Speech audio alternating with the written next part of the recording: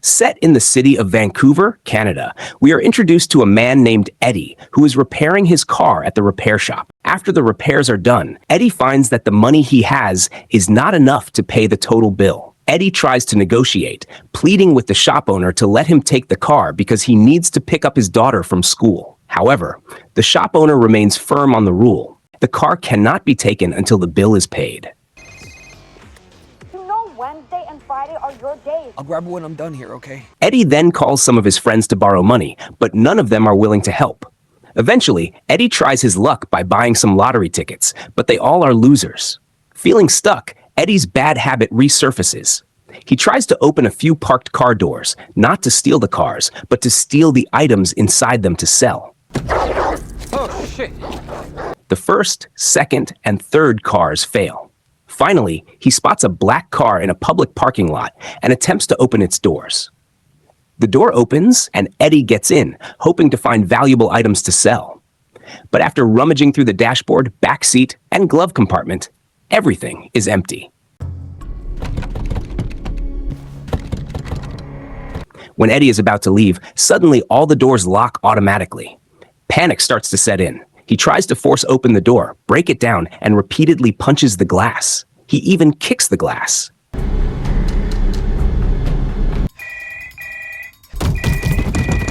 Eddie's panic intensifies when the car screen lights up, showing an incoming call. At first, Eddie ignores it and focuses on finding a way out. He uses a lug wrench he finds under the seat and even tries calling a friend, but there is no signal. Fuck off! Fuck! Growing frustrated, he finally answers the phone. The caller introduces himself as William. He says it is the 6th time his car has been broken into, and he wants to give the culprit a fair punishment.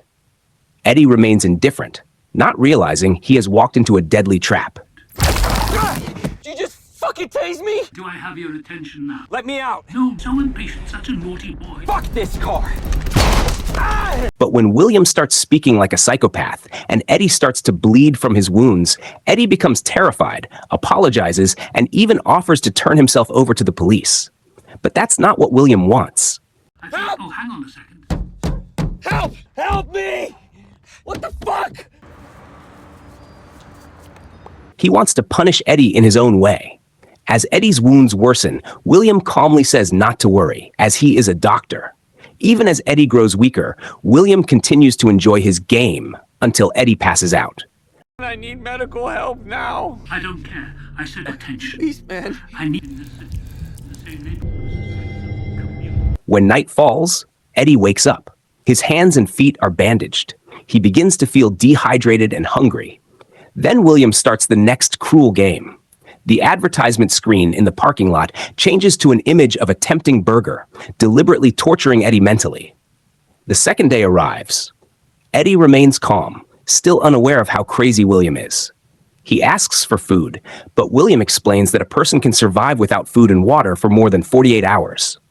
William continues to call, talking about legal justice, but Eddie responds harshly. Listen, I don't give a shit about your life story. I need food and water now, motherfucker. Motherfucking what? Here we go. Yeah. As a result, William punishes him by playing disturbing music and turning the car's air conditioning to full blast, making Eddie freeze all night. Eventually, Eddie gives up and apologizes.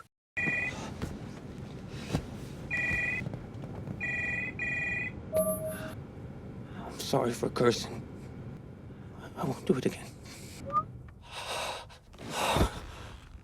On the third day, Eddie keeps trying to open the door, but he still fails. When he starts to give up, William calls again and mocks him. Then Eddie sees someone standing on top of a building.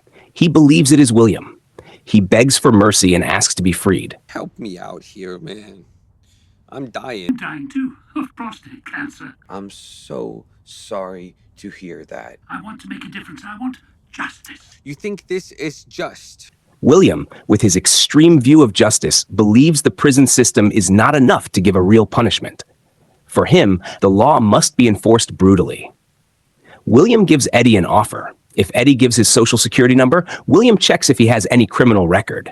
If not, William lets him go. But if there is a record, Eddie must give up 4 fingers to be cut off. If this is your first offence, I'll let you go. But if you're a repeat offender, as I suspect, and then I will cut off 4 of your fingers. Eddie refuses. William acts like God.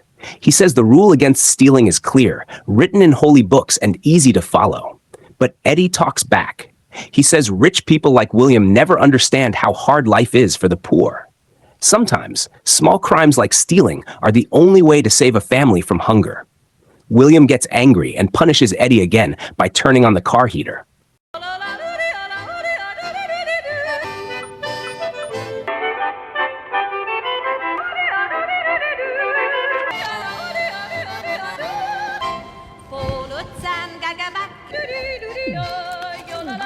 Eddie suffers from the heat.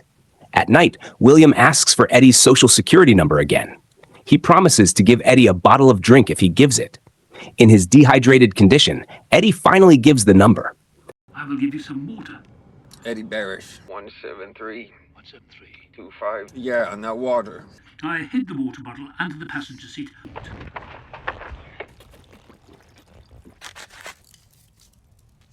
I won! After drinking, Eddie begs for forgiveness again and asks to be freed. Because of the apology, William gives Eddie a piece of bread. But when Eddie takes it, he finds something that might help him escape. There's a cookie in the glove box.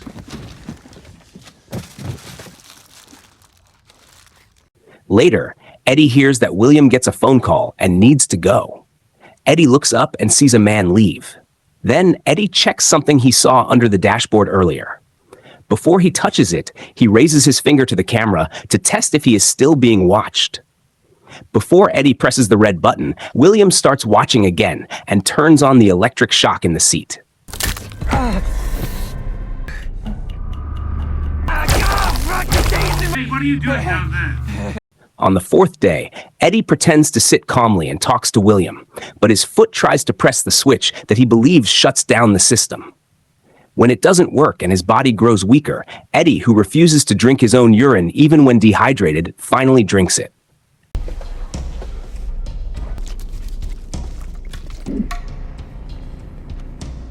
That night, Eddie feels weak and bored. He presses the start button in the car just for fun. Suddenly, the car turns on and works like a normal car. Eddie thinks about driving to the police station, hoping the police will catch him.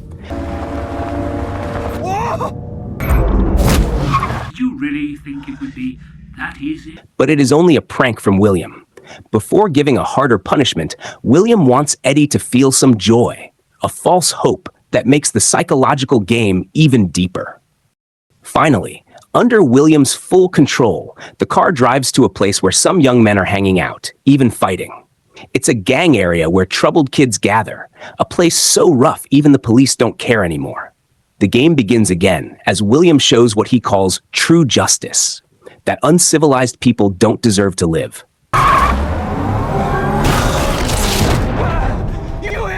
Whoops-a-daisy.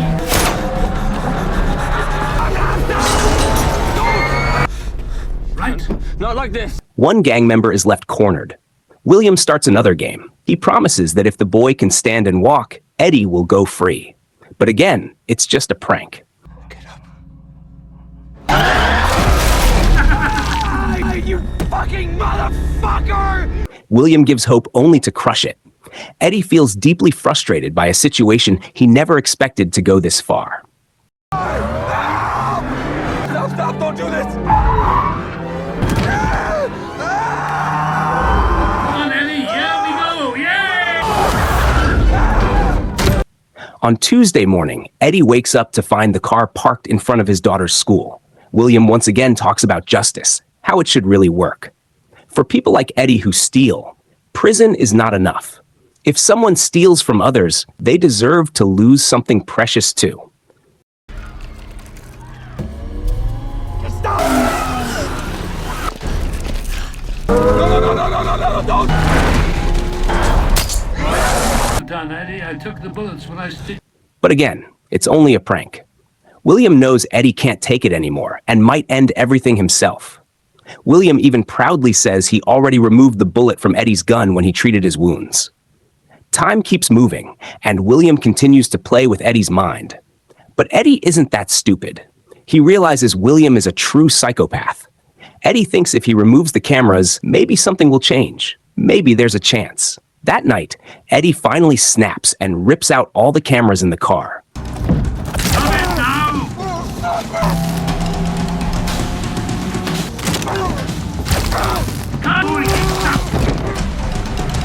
it!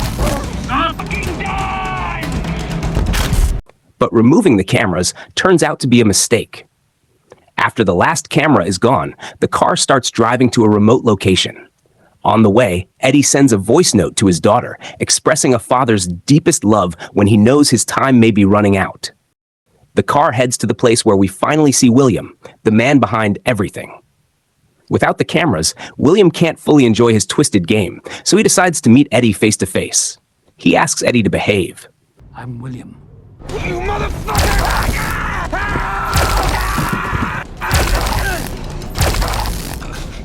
Gonna behave? Zip tie your wrists. Finally, after getting shocked again, Eddie obeys and ties his own wrists to the metal bar under the seat so he can't move when William enters. William comes in and takes him to the final place. Eddie sees tools in the back seat, tools of a true psychopath. Seeing that, Eddie tries to buy time by acting silly and mocking William. My daughter Emma, she loved classical music. You're playing her favorite music. Just you and me, Daddy. Daddy-o.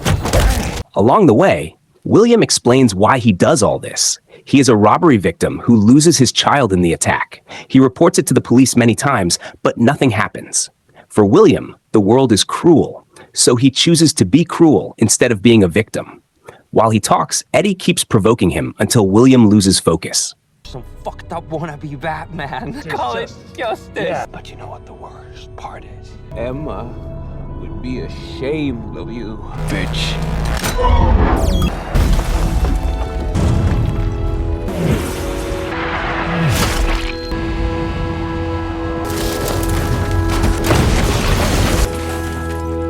After he regains consciousness, Eddie manages to break free and unleashes all his rage.